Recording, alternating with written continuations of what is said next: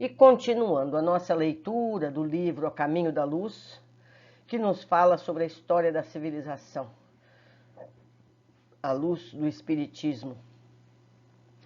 Ele vem fazer uma continuidade do livro Evolução em Dois Mundos, sendo que aquele é mais técnico e este aqui é mais social. Vamos lá. Renascença do mundo.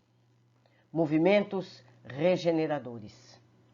Nos albores do século XV, quando a Idade Medieval estava prestes a extinguir-se, grandes assembleias espirituais se reúnem nas proximidades do planeta, orientando os movimentos renovadores que, em virtude das determinações do Cristo, deveriam encaminhar o mundo para uma nova era.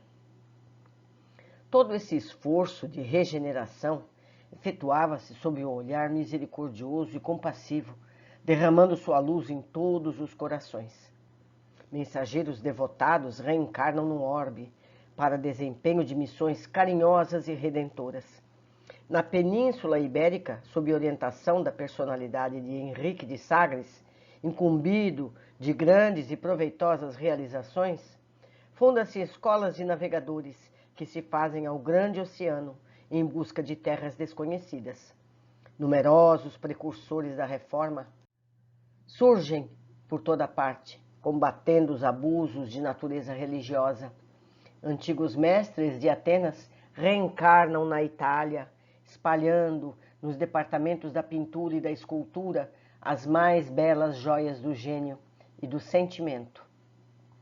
A Inglaterra e a França preparam-se para a grande missão democrática que o Cristo lhes conferira. O comércio se desloca das águas estreitas do Mediterrâneo para as grandes correntes do Atlântico, procurando as estradas esquecidas para o Oriente. Jesus dirige essa renascença em todas as atividades humanas, definindo a posição dos vários países europeus e investindo, cada qual com determinada responsabilidade, na estrutura da evolução coletiva do planeta.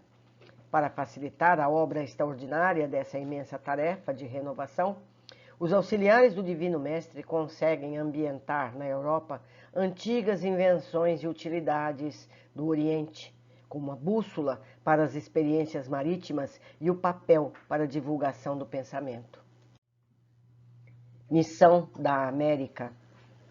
O Cristo localiza então na América as suas fecundas esperanças. O século XVI alvorece com a descoberta do novo continente, sem que os europeus, de modo geral, compreendessem na época a importância de semelhante acontecimento. As riquezas fabulosas da Índia deslumbram o espírito aventureiro daquele tempo, e as testas coroadas do velho mundo não entenderam a significação moral do continente americano. Os operários de Jesus, porém, abstraídos da crítica ou do aplauso do mundo, cumprem os seus grandes deveres no âmbito das novas terras. Sob a determinação superior, organizam as linhas evolutivas das nacionalidades que aí teriam de florescer no porvir. Nesse campo de lutas novas e regeneradoras, todos os espíritos de boa vontade poderiam trabalhar pelo advento da paz e da fraternidade no futuro humano.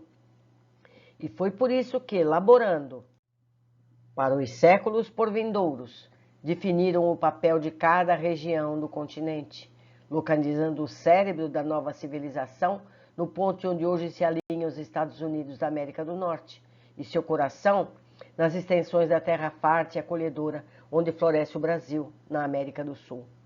Os primeiros guardam os poderes materiais, o segundo detém as primícias dos poderes espirituais, destinadas à civilização planetária do futuro.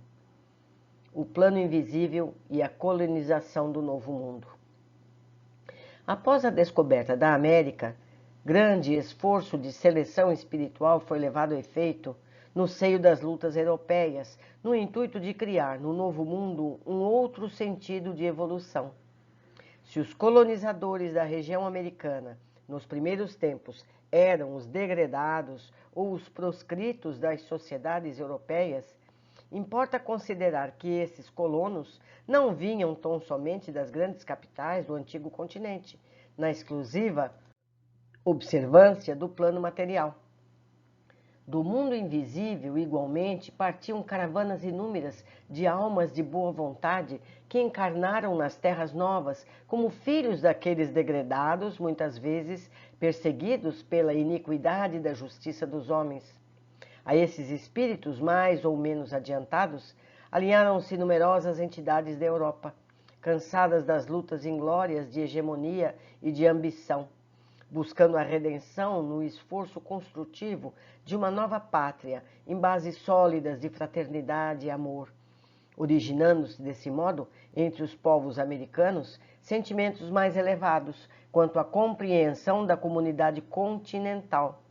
Se reconhecemos na América a projeção espiritual da Europa, temos de convir que se trata de uma Europa mais sábia e mais experiente, não só contra os problemas da concórdia internacional e da solidariedade humana, como também de todas as questões que significam os verdadeiros bens da vida. Apogeu da Renascença. Eu lembro sempre que esse livro foi escrito em 1938. Portanto, não cabe a nós comparar esses textos com as realidades do dia de hoje. Seguindo, essa renascença iniciada do alto clareou a terra em todas as direções. A invenção da imprensa facultava o mais alto progresso no mundo das ideias, criando as mais belas expressões de vida intelectual. A literatura apresenta uma vida nova e as artes atingem culminâncias que a posteridade não poderia alcançar. Numerosos artífices da Grécia Antiga, reencarnados na Itália, deixam traços indeléveis da sua passagem nos mármores preciosos. Há mesmo, em todos os departamentos das atividades artísticas, um pronunciado sabor de vida grega, anterior às disciplinas austéreas do catolicismo da Idade Medieval, cujas regras, aliás, atingiam rigorosamente apenas quem não fosse parte integrante do quadro das autoridades eclesiásticas. Renascença religiosa. A essas atividades reformadoras não poderia escapar a Igreja, desviada do caminho cristão. O plano invisível determina assim a vinda ao mundo de numerosos missionários, com o objetivo de levar a efeito a renascença da religião, de maneira a regenerar os seus relaxados centros de força.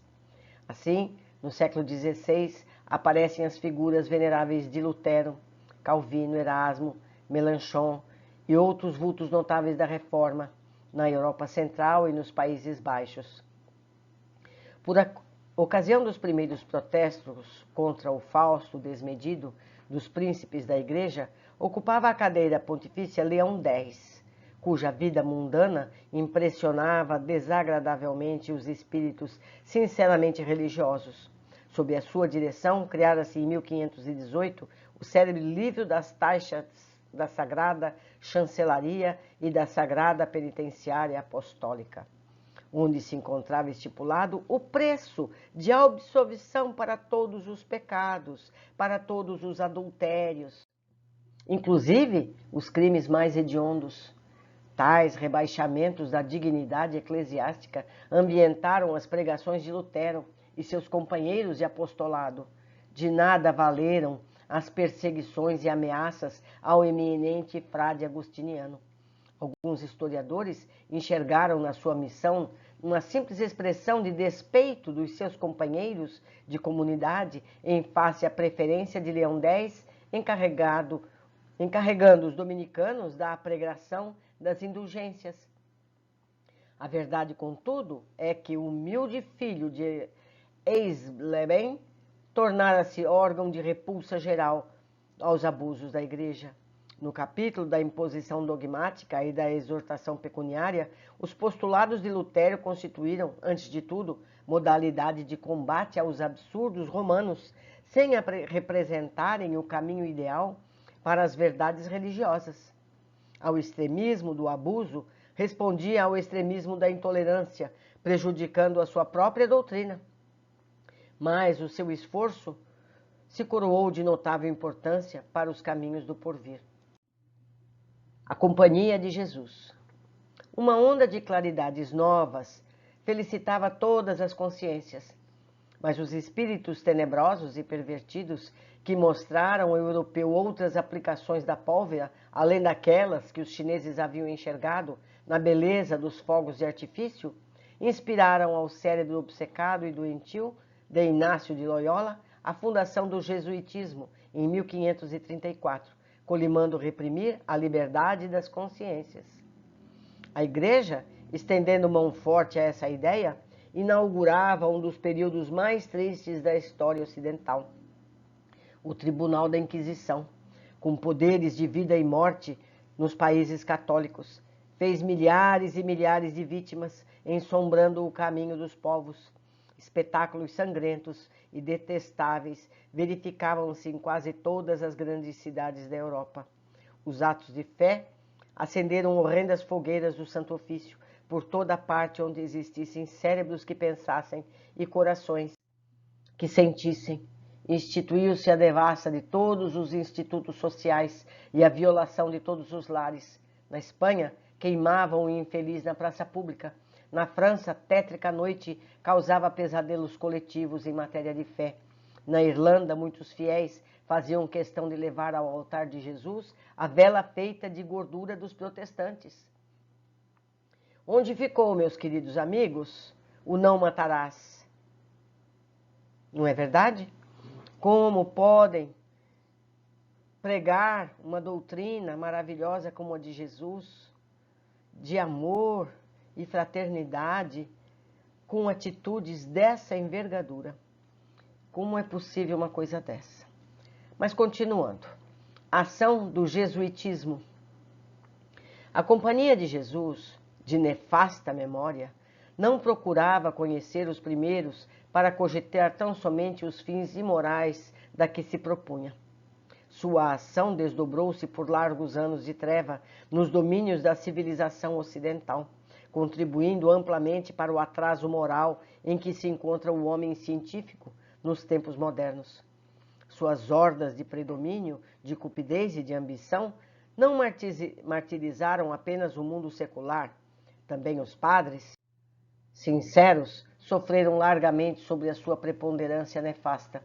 Tanto assim que quando o Papa Clemente XIV tentou extingui-la em 1773, com o seu breve Dominus et Redemptor, exclamava desolado: assino minha sentença de morte, mas obedeço à minha consciência. Com efeito, em setembro de 1774, o grande pontífice entregava a alma a Deus, no meio dos mais horrorosos padecimentos, vitimado por um veneno letal que lhe apodreceu lentamente o corpo. E sabemos de histórias mais recentes que seguiram essa razão, esse motivo, não é verdade? Muito triste. Nós, humanos, ainda temos muito o que aprender. Meus amigos, terminamos esse capítulo e eu aguardo todos vocês com muito carinho no próximo. Um abraço.